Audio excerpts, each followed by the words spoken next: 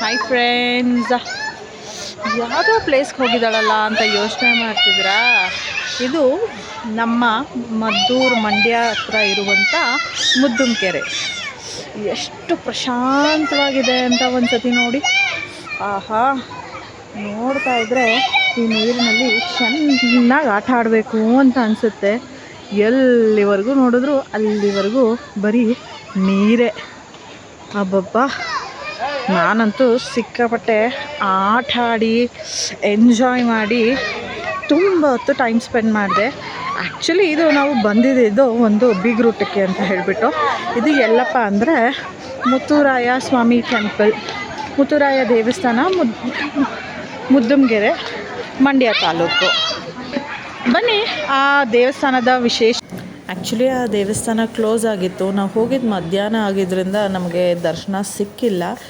But ಹೊರಗಡೆಯಿಂದ ತುಂಬ ಚೆನ್ನಾಗಿತ್ತು. ನೆಕ್ಸ್ಟ್ ಇನ್ನೊಂದು ಸತಿ ಯಾವಾಗಾದರೂ ಬಂದಾಗ ನೋಡ್ಬೋದು ಅಂತ ಸುಮ್ಮನಾದೆ. ಬನ್ನಿ ಇವಾಗ ಈ ದೇವಸ್ಥಾನದ ವಿಶೇಷತೆ ನನಗೂ ಗೊತ್ತಿಲ್ಲ. ಇಲ್ಲೊಬ್ರು ಇದ್ದಾರೆ, ಅವ್ರನ್ನ ಕೇಳೋಣ. ನಮಸ್ತೆ ಸರ್. ನಮಸ್ತೆ. ನಿಮ್ಮ ಹೆಸರು? ಮಧುಸೂದನ್ ಅಂತ. ಸರ್, ನೀವು ಎಷ್ಟು ವರ್ಷದಿಂದ ಇಲ್ಲೇ ಇರೋದು? ನಾವಿಲ್ಲಿ ಪಕ್ಕದಲ್ಲಿ ಒಂದು 3-4 ಕಿಲೋಮೀಟ್ರು ನಮ್ಮ ಗ್ರಾಮ. ಇದು ಮುದ್ದುಮಗೆರೆ ಅಂತ ಹೇಳಿ ಮುತ್ತುರಾಯ ಸ್ವಾಮಿ ದೇವಸ್ಥಾನ. ತುಂಬ ಶಕ್ತಿಯುತವಾದಂಥ ದೇವಸ್ಥಾನ. ಮತ್ತು ಸತ್ತಂಥ ವ್ಯಕ್ತಿಗಳಿಗೋಸ್ಕರ ಅಸ್ಥಿ ಬಿಡೋದಕ್ಕೆ ಅಂತ ಅಂದ್ಬಿಟ್ಟು ಶ್ರೀರಂಗಪಟ್ಟಣ ಪಶ್ಚಿಮ ವಾಹಿನಿಗೆ ಹೋಗ್ತೀರಾ, ಅದರ ಅವಶ್ಯಕತೆ ಇಲ್ಲ, ನೀವು ಇಲ್ಲೇ ಬರ್ಬೋದು.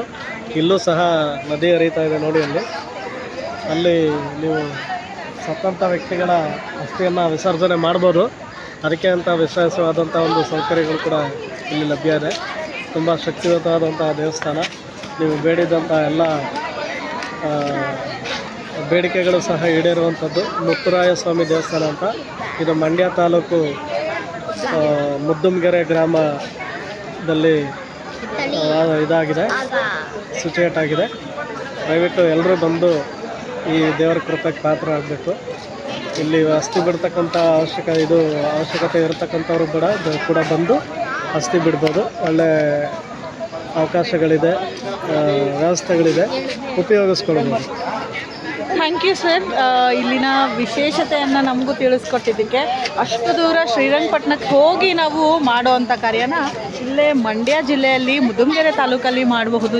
ವೀಕ್ಷಕರೇ, ನೀವು ಕೂಡ ಬನ್ನಿ, ತುಂಬ ವಿಶೇಷವಾಗಿದೆ, ಚೆನ್ನಾಗಿದೆ ಕೂಡ. ಓಕೆ, ಇಷ್ಟು ವಿಷಯನ ನಾನು ನಿಮ್ಮ ಹತ್ರ ಹಂಚ್ಕೊತಾ ಇವತ್ತಿನ ವಿಶೇಷ ಈ ದೇವಸ್ಥಾನದ ಬಗ್ಗೆ. ಅಷ್ಟರೊಳಗೆ ಜೋರಾಗಿ ಮಳೆ ಬಂತು. ಇದೇ ಥರ ಹೊಸ ಹೊಸ ಪ್ಲೇಸಸ್ ವೀಡಿಯೋಸ್ಗಾಗಿ ನನ್ನ ಫಾಲೋ ಮಾಡಿ, ಸಬ್ಸ್ಕ್ರೈಬ್ ಮಾಡಿ.